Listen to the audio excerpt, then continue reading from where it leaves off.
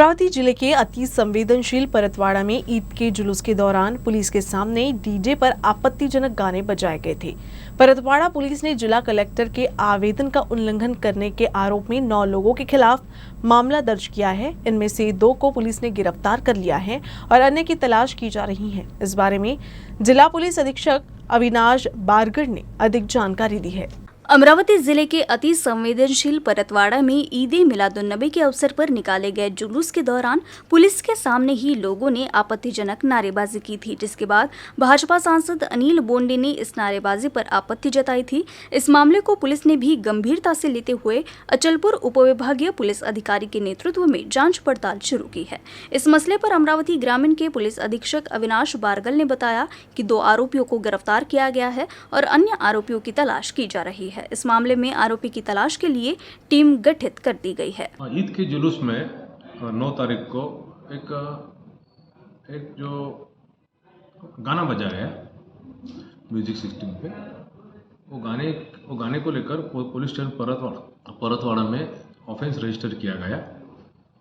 IPC 153, 135 के तहत उसमें दो आरोपी अरेस्ट किए गए। बाकी आरोपी की तलाश शुरू है और इन गुने का इन्वेस्टिगेशन चालू है। विधान परिषद के विरोधी पक्ष नेता अंबादास दानवे ने उद्धव ठाकरे गुट को मिले चुनाव चिन्ह पर खुशी जताई है।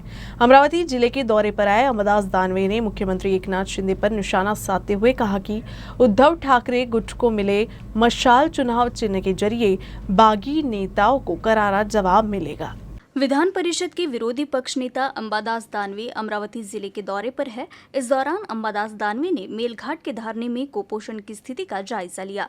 साथ ही कुपोषित बच्चों के घर जाकर पूरी परिस्थिति को समझने का प्रयास किया। कुपोषण पर चिंता जताते हुए उन्होंने इस समस्या से निपटने के लिए आवश्यक कदम उठाए जाने की बात कही। इस दौरान उन्होंने निर्वाचन आयोग द्वारा उद्धव ठाकरे गुट को दिए चुनाव चिन्ह पर भी अपनी प्रतिक्रिया देते हुए कहा कि इस चुनाव चिन्ह के माध्यम से पार्टी से बगावत करने वालों को जवाब दिया जाएगा। कुठला जाऊन विचारा, काल मशाल चिन्ह जाहीर झालं, रात्रीपर्यंत सगळ्यांच्या घराघरात पोहोचलेले होते आणि पोहोचवण्यासाठी आणखी शिवसेनेच्या वतीने तीव्र मोहीम घेतली जाईल। परंतु मला असं वाटत नाही जनतेनं मशालीचं मोठ्या प्रमाणात स्वागत केलेलं आहे। निश्चित या मशालीच्या माध्यमातून याच्या ज्या ज्वाला निघेल, याचा जो अग्नी लागेल, जे कोणी गद्दार आहे यांना भस्मसात केल्याशिवाय राहणार। महाराष्ट्र विधान परिषद में विपक्ष के नेता अंबादास दानवे सोमवार को अमरावती जिले के दौरे पर थे और कुपोषित बच्चों और उनके पोषण के बारे में विस्तृत जानकारी प्राप्त करने के लिए मेलघाट के कुछ गांव का उन्होंने दौरा किया। महाराष्ट्र विधान परिषद में विपक्ष नेता अंबादास दानवे ने सोमवार को मेलघाट के लाकटू और चिखलपाट गाँव का दौरा किया। लाकटू गाँव में उन्होंने आत्महत्याग्रस्त किसान परिवार से मुलाकात की।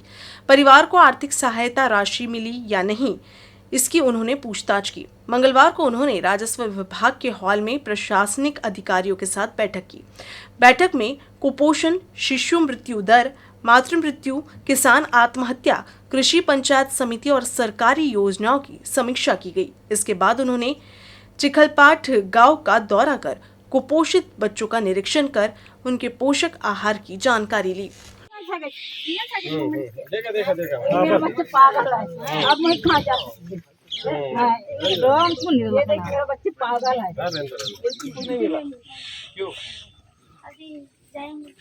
बाहर भी भर्ती कर दी तो लोग जाते थे। इसको स्कूल में है या नहीं? चुनाव आयोग ने उद्धव ठाकरे और एकनाथ शिंदे गुट को नया नाम दिया है, जिस पर विधायक रवि राणा ने अपनी प्रतिक्रिया देते हुए एक बार फिर उद्धव ठाकरे पर निशाना साधा। विधायक रवि राणा ने कहा कि उद्धव ठाकरे की सेना कांग्रेस के विचारों की सेना है। सही मायने में असली शिवसेना बाळासाहेब और एकनाथ शिंदे की है। हे जे नाव एकनाथजी शिंदेना मिळालेलं आहे, ही खरी शिवसेना आहे, खरी हिंदुत्वाच्या विचाराची शिवसेना आहे। म्हणून आज खऱ्या अर्थानं इलेक्शन आयोगाने जो निर्णय दिलेला आहे त्यामध्ये खऱ्या शिवसेनेला, एकनाथ शिंदेच्या सेनेला खऱ्या अर्थानं तो अधिकार मिळाला आहे, बाळासाहेबांचा विचाराचा वारसा। म्हणून उद्धव ठाकरे हे नाव जे मिळालेलं आहे शिवसेनेला, ते काँग्रेसच्या विचाराची सेना झालेली आहे।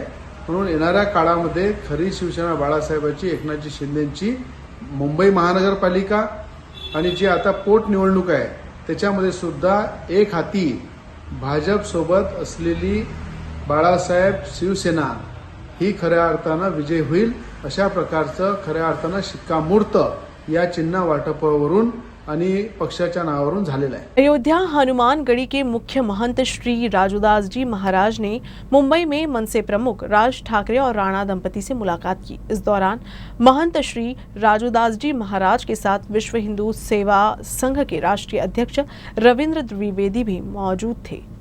अयोध्या हनुमानगढ़ी के मुख्य महंत श्री राजूदास जी महाराज अपने मुंबई दौरे के दौरान महाराष्ट्र नवनिर्माण सेना प्रमुख राज ठाकरे से मुलाकात कर उन्हें अपना आशीर्वाद दिए।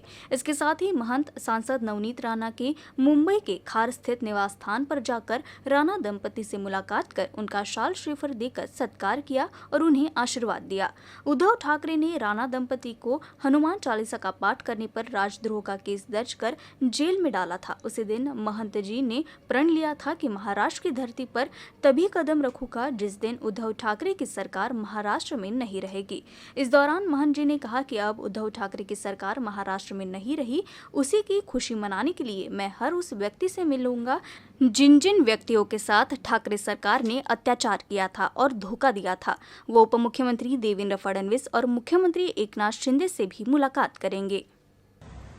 जिस प्रकार से मन से प्रमुख जिससे मुलाकात किया, उनको आशीर्वाद दिया, उसके बाद मेरे मन में टीस थी।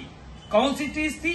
वो टीस जो हिंदुस्तान में, भारत में, यह साधु प्रधान देश में हनुमान चालीसा पढ़ने पर राष्ट्र का देशद्रोह, जेल जाना पड़े, 15-15 दिन न्यायिक हिरासत में रखा जाए, ऐसे मैं तो इसको मंदिर मानूंगा। प्रहार पार्टी की ओर से अमरावती विभागीय आयुक्त को निवेदन सौंपकर मांग की गई कि भारी बारिश से प्रभावित किसानों के बैंक खातों में दिवाली से पहले मुआवजा राशि जमा की जाए। इस अवसर पर प्रहार की ओर से भजन गाकर प्रशासन का निषेध किया गया। प्रहार पार्टी की ओर से सोमवार को जिला कलेक्टर पवनीत कौर को दिवाली से पहले भारी बारिश से प्रभावित किसानों के लिए सरकार द्वारा घोषित मुआवजे की राशि किसानों के खाते में जमा करने सहित विभिन्न मांगों का निवेदन दिया गया। वादा किया गया था कि 3 दिन के अंदर किसानों के खाते में पैसे जमा करा दिए जाएंगे, लेकिन अभी तक किसानों के खाते में राशि जमा नहीं हुई है। इसलिए प्रहार संगठन ने आक्रामक रुख अख्तियार करते हुए मंगलवार को सीधे विभागीय आयुक्त को निवेदन देकर मुआवजे की मांग की है। पिछले कुछ दिनों से अमरावती जिले के कृषि सहायक, तलाटी, ग्राम सेवक आदि प्रशासनिक कर्मचारी सरकार द्वारा घोषित मुआवजे को किसानों के बैंक खाते में जमा करने में असमर्थता दिखा रही हैं। इसलिए दिवाली नजदीक आने के बाद भी अब तक प्रभावित किसानों के खाते में पैसे जमा नहीं किया गया है। इसलिए प्रहार संगठन ने मांग की है कि जिला प्रशासन किसी अन्य प्रशासनिक तंत्र के माध्यम से अपने स्तर पर आगे की कार्रवाई करे और दिवाली से पहले किसानों के खाते में मुआवजे की स्वीकृत राशि जमा करे। निवेदन में चेतावनी दी गई है कि यदि मुआवजा नहीं दिया गया तो प्रशासनिक व्यवस्था का विरोध करेंगे। निवेदन देने से पहले प्रहार संगठन के कार्यकर्ताओं ने विभागीय आयुक्त कार्यालय में भजन किए।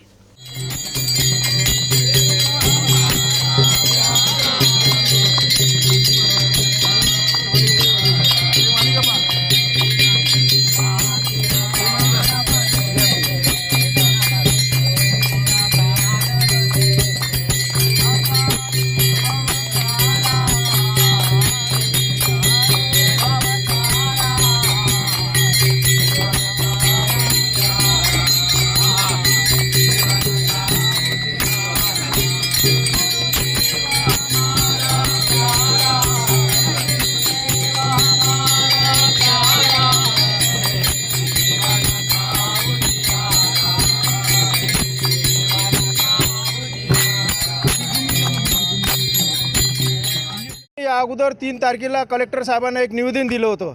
त्यामध्ये आमच्या 3 मागण्या होत्या। शेतकऱ्यांचे अतिवृष्टीचे आलेले पैसे तात्काळ जमा करण्यात यावं खात्यात। दुसरी मागणी होती जे चालू कर्जदार आहे त्यांचं अनुदान जमा करण्यात यावं। तिसरी मागणी होती 2 लाखाच्या वरच्या शेतकऱ्यांचं लवकर त्यांचासुद्धा माफी करण्यात यावी। या तिन्ही मागण्याबद्दल आम्हाला RDCCने आश्वासित केले होते की 3 दिवसात शेतकऱ्याच्या खात्यात जमा होईल पैसे। परंतु जेव्हा आम्ही शेतकऱ्यांच्या विचारणा केली किंवा वृत्ताचे जेव्हा कात्रण पाहिले तेव्हा वेगवेगळ्या बातम्या वाचल्या की कृषी संघटनेनं बहिष्कार टाकला, कुठं तलाट्यांना बहिष्कार टाकला। म्हणून या सर्व बहिष्काराच्या विरोधात आज आम्ही तुकडोजी महाराजांची जयंती पुण्यतिथी सुरू आहे त्यानिमित्त इथं भजन स्पर्धा म्हणून इथून आम्ही आज उठणार नव्हतो, परंतु आयुक्त साहेबांनी मान्य केलं की दिवाळीच्या अगोदर तुम्हाला पैसे मिळेल, 4 दिवसात पैसे जाईल आणि त्यांच्यावर कारवाईसुद्धा करेल असं आश्वासित केलं. त्यामुळे आम्ही आज इथं भजन स्पर्धा स्थगित केली आणि येथील याच्यातही जर न्याय मिळाला नाही तर याच्यापेक्षा उग्र आंदोलन आम्ही यापुढे करू. नवनिर्मित नागपुर मुंबई संप्रति महामार्ग पर जानवरों की आवाजाही बढ़ गई है. हादसों की आशंका को देखते हुए सुरक्षा गार्डों को जानवरों को रास्तों से हटाने के लिए दौड़ना पड़ रहा है. नागपुर मुंबई समृद्धि महामार्ग बनकर तैयार हो गया है. इस महामार्ग के उद्घाटन का इंतजार है. महामार्ग पर आवाजाही अधिक रहेगी, इसीलिए इस पर जानवरों को आने से रोकने के लिए सड़क को जमीन से 15 फीट ऊंचा बनाया गया है. हालांकि अमरावती जिले के धामनगांव के पास रेलवे लाइन से जानवरों को बाहर करने के लिए सुरक्षा गार्ड दौड़ रही है. समृद्धि को एक सुरक्षित और तेज महामार्ग के रूप में मान्यता प्राप्त है. उद्घाटन से पहले इन सड़कों पर जानवर नजर आते हैं. ऐसे में सवाल खड़ा हो गया है कि क्या इस सड़क पर ट्रैफिक सुगम होगा.